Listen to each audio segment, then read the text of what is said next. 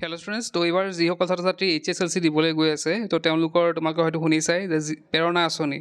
মানে যোনটো 300 ৰুপিজকৈ দিয়া হ'ব মান্থলি 6 মান্থৰ কাৰণে সেই আঁচনিৰ বিষয়ে এখন নটিফিকেশ্যন আহিছে তো যিসকল ছাত্ৰ ছাত্ৰী HSLC দিবলৈ গৈ আছে তেওঁলোকৰ বাবে এই নটিচখন খুবেই গুৰুত্বপূৰ্ণ হ'ব তো ইয়াতে লিখিছে যে in the public interest and the interest of the students examinee appearing in the final class 10 students and having the approval of appropriate authorities, the government of Assam in the Department of School Education is pleased to announce a new scheme, Prerana Asani, to provide holistic support to all students appearing HSC examination under ASSEB 10th board examination under CBSE of Adarsha Vidyalaya. তো ইয়াতে কি কৈছে যে আসাম গভৰ্ণমেণ্টে কি কৰিছে এখন প্ৰেৰণা আঁচনি এনাউন্সমেণ্ট কৰিছে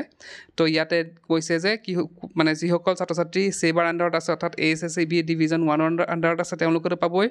লগতে আদৰ্শ বিদ্যালয়ত যিসকল ছাত্ৰ ছাত্ৰী পঢ়ি আছে CBSE আণ্ডাৰত তেওঁলোকে কিন্তু এই আঁচনিটো পাব আৰু ইয়াতে কিমানকৈ দিয়া হ'ব বুলি কৈছে 300কৈ দিয়া হ'ব তাৰপিছতে ইয়াতে বেকগ্ৰাউণ্ডৰ কথা কৈছে তো অলৰেডি আমি জানিলোৱে যে যিসকল ছাত্ৰ ছাত্ৰী ছেবাত পঢ়ি আছে আৰু যিসকল ছাত্ৰ ছাত্ৰী আদৰ্শ বিদ্যালয়ত পঢ়ি আছে তেওঁলোকে পাব ইয়াৰ পিছতে অবজেক্টিভ অফ দ্য স্কিম ইয়াতে লিখা আছে তো এইখিনি তোমালোকে ইচ্ছা কৰিলে পঢ়ি লোৱা ইমান এইখিনি দৰকাৰ নহয় বাৰু আমি জাষ্ট যোনখিনি দৰকাৰ হয় সেইখিনি ডিছকাছ কৰিম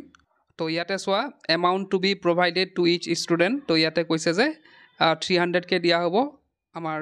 6 মান্থকৈ দিয়া হ'ব আৰু টোটেল কিমান দিয়া হ'ব 1800 টকা দিয়া হ'ব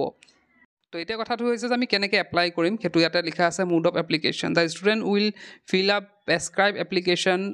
from mentioning in the bank detail correctly and submit the same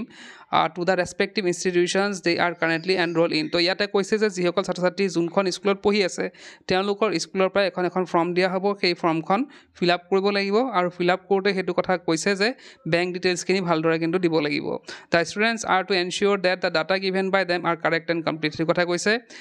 the date for filling up the said forms shall begin from 1st September তো অলৰেডি ষ্টাৰ্ট হৈ গৈছে 1st September পৰা আৰু 30 September লাষ্ট ডেট তো তোমালোকৰ যদি এতিয়ালৈকে খবৰ কৰা নাই তোমালোকে স্কুলত খবৰ কৰিবা আজি যিহেতু কিমান তাৰিখ হ'ল 16 তাৰিখ হৈ গ'ল তো আৰু 15 দিনমান আছে গতিকে সোনকালে কৰিব লাগিব next the headmaster principals will collect the verify the application form through their respective portal and submit the correct data for auto verification in the portal তো ইয়াতে কি কৈছে প্ৰিন্সিপাল আৰু হেডমাষ্টাৰ কি কৰিব সেইখিনি ডাটাখিনি কালেক্ট কৰি পেলাই তেওঁলোকে ভেৰিফাই কৰি ল'ব নেক্সট আছে all head of the institute shell notify 1-2 nodal teachers তো এইখিনি আমাৰ ইমান দৰকাৰ নাই বাৰু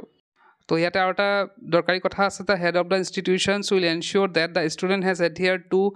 all the above conditions and had 75% attendance in the previous year তো ইয়াতে কৈছে যে হেডমাষ্টাৰে সেইটো মানে কনফাৰ্ম কৰিব লাগিব যে লাষ্ট ইয়েৰ অৰ্থাৎ ক্লাছ 9ত তেওঁলোকৰ 75% আছিল নে নাই এটেণ্ডেঞ্চ তো তাৰপিছত মোড অফ পে'মেণ্ট ইয়াত দিয়া আছে by monthly DBT system through bank account to each eligible student the scheme shall be implemented with effect from 1st November 2025 for the financial year 2025-26 তো ইয়াতে কি কৈছে যে এইটো তোমালোকৰ মান্থলি বেংক একাউণ্টত সোমাই যাব পইচাটো আৰু এটা কথা কৈছে যে এইটো কেতিয়াবা দিয়া হ'ব 1 নৱেম্বৰৰ পৰা ষ্টাৰ্ট হ'ব পইচাটো দিয়া 1 নৱেম্বৰ মাহৰ পৰা ষ্টাৰ্ট হ'ব তো থুলমূলকৈ যদি আমি নটিফিকেশ্যনখন কওঁ ইয়াতে কৈছে যে 300কৈ ৰুপিজ দিয়া হ'ব আমাৰ 6 মান্থৰ কাৰণে দিয়া হ'ব টোটেল 1800 ৰুপিজ আৰু আমাৰ ষ্টাৰ্ট হৈছে অলৰেডি আমাৰ form fill up 1st September two